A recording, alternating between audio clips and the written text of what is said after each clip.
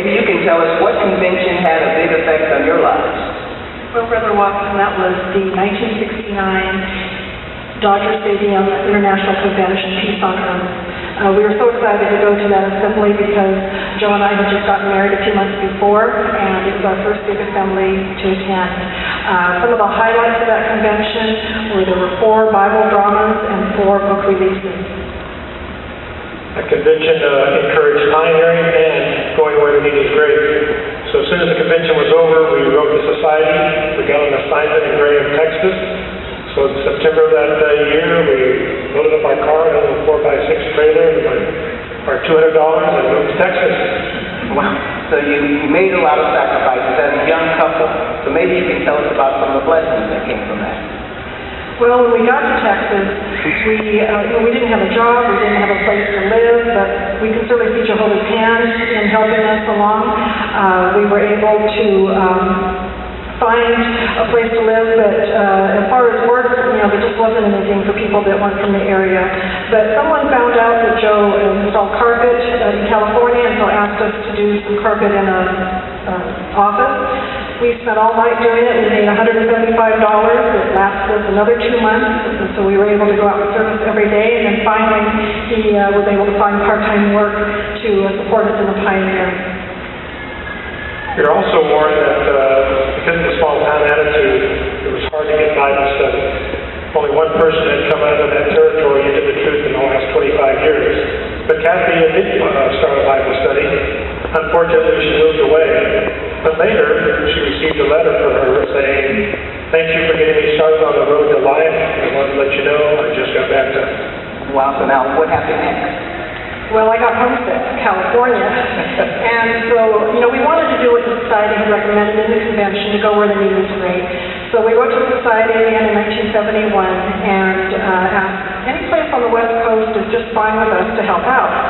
Well, we got a letter back, and we were very surprised that they recommended 3 places, all in California. And at the top of the list was the Sunset Congregation in San Francisco.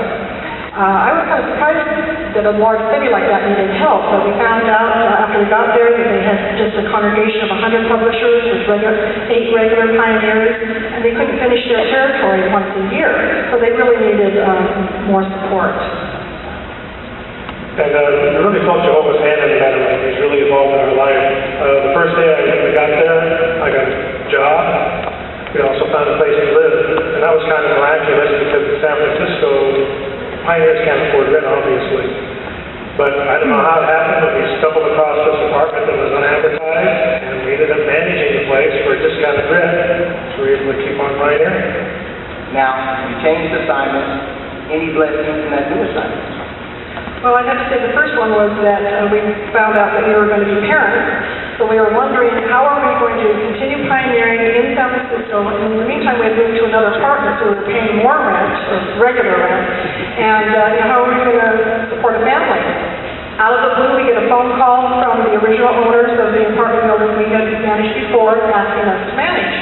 And we said, we knew that they did not rent to people with children, and so we explained our circumstances. He said, that's okay, we want you to manage for us, and it'll be for free rent. So Jehovah just made us stay there in San Francisco another 2 years, and we had many Bible studies, and many did come into the church up there. Wow, that's excellent. Well, any other conventions that stood out to you?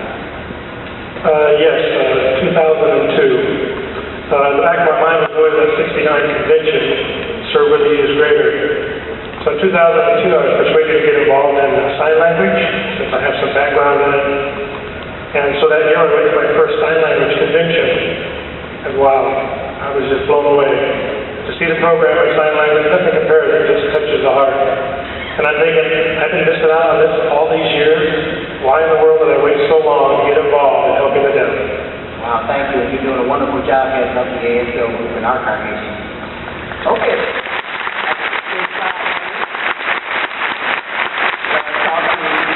Sister Watson, a pioneer in the Buena Vista congregation. Now, from my own personal